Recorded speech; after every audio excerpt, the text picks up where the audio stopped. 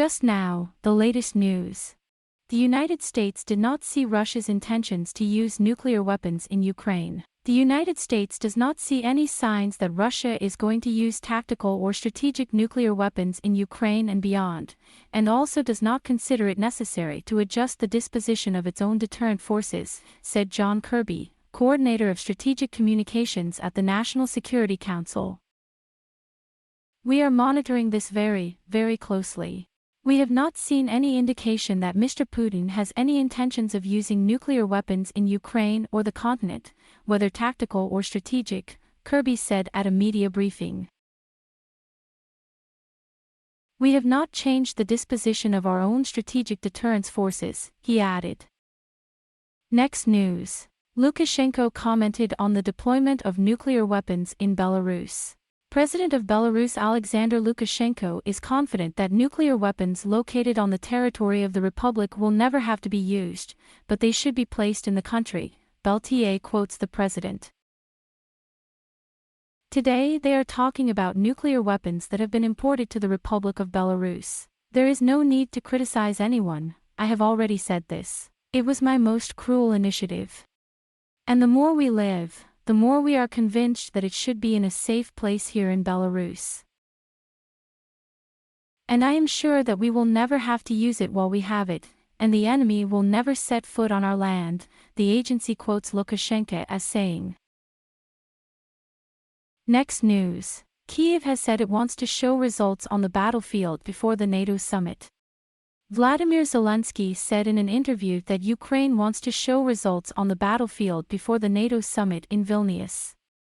Before the summit, we must show the results, Zelensky said in an interview with the Spanish TV channel RTVE. The NATO summit in Vilnius will be held on the 11th, July 12. Next news. The Congress proposed to ban financing of Ukraine until the end of the conflict. A member of the U.S. House of Representatives, Marjorie Taylor Greene, has introduced an amendment banning any funding of the criminal code until a diplomatic solution to the current conflict is found. This is stated in the Congresswoman's Twitter. For the sake of achieving peace, I also made an amendment to ban any and all financing of the criminal code until a diplomatic solution to the war is reached, Greene wrote. Next news. Zelensky said that Ukraine does not have enough help from partners. Vladimir Zelensky said that assistance from Ukraine's partners is not enough. If Kyiv had the artillery that he requested, then the processes on the battlefield would go much faster. I can say that the help is not enough. When I criticize our partners, it is because some processes are slowing down. If we had the artillery that we requested and that our partners have in the required quantity, then the processes would go much faster on the battlefield, Zelensky said in an interview with the Spanish newspaper Mundo. Next news. Ukrainian media reported an explosion in Kyiv. A strong explosion sounded in Kyiv. The alarm was not announced in the capital, the Ukrainian edition of the Mirror of the Week reported. A strong explosion sounded in Kyiv. The alarm was not announced, the publication wrote in its Telegram channel. Next news. The United States recognized that the counteroffensive of the criminal code is slower than expected. The counteroffensive of the criminal code is slower than expected, said the head of the U.S. Joint Chiefs of Staff Mark Milley. This is happening more slowly than people predicted, Milley said during an online event of the National Press Club. Milley noted that he receives reports on events around the criminal code on a daily basis. He called the process of promoting the criminal code of forces very difficult and very long. Next news. Zelensky put Biden in an awkward position with one phrase. The demand of the president of the criminal code Vladimir Zelensky to put cluster munitions in the SU put the head of the White House Joe Biden in a critical position, writes Alice Blakemore in an article for the publication Respansi Blee Shame Drift. Biden must resist pressure from both the criminal code and American lawmakers and not send cluster munitions. The reputational risk associated with providing such controversial weapons is simply not worth it, the publication says. Next news. Trump did not rule out the need for territorial concessions to the criminal code of Russia. Former American President Donald Trump said in an interview with Reuters that it is time for the United States to make an attempt to bring Russia and the criminal code to peace, without excluding territorial concessions in favor of the former. Trump, who himself promises to stop the conflict in 24 hours if he wins the presidential election of 2024 year, offered to include any controversial issues on the agenda of potential peace talks. I think the most important thing the U.S. should be doing right now is to achieve peace, bring Russia and the criminal code together and achieve peace. The time has come to do this, to bring both sides together to force peace, the agency quotes Trump.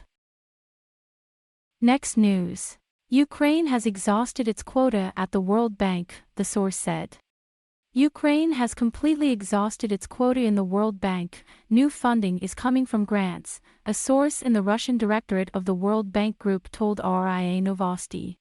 Ukraine has already fully chosen its country quota in the World Bank. All new projects will be funded by grants or guarantees from donor countries, the agency interlocutor said. Next news. Biden accused the U.S. Supreme Court of misinterpreting the Constitution. U.S. President Joe Biden accused the country's Supreme Court of misinterpreting the American Constitution, commenting on the decision of the highest court to block the plan of the head of the White House to write off tuition debts. I think the court misinterpreted the Constitution, he told reporters in response to a question about whether Biden himself exceeded his authority when he decided to write off educational loans to millions of Americans. Next news. The ex-Pentagon advisor predicted Biden's imminent end.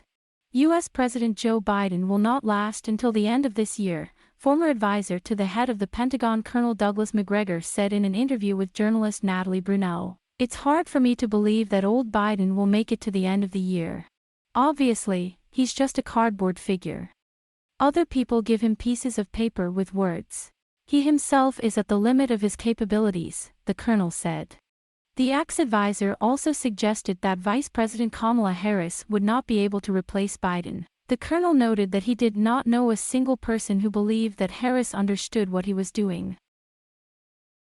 In this case, Macgregor concluded, the United States will find itself in a power vacuum. Next news. The Ukrainian armed forces announced an attack on military facilities of Ukraine in the Zaporizhzhia region. The air forces of the Ukrainian troops on Friday announced in a Telegram channel an attack on military and infrastructure facilities in the Kyiv-controlled part of the Zaporizhzhia region. Military and infrastructure facilities in the Zaporizhzhia region were attacked, the Air Force said in a statement.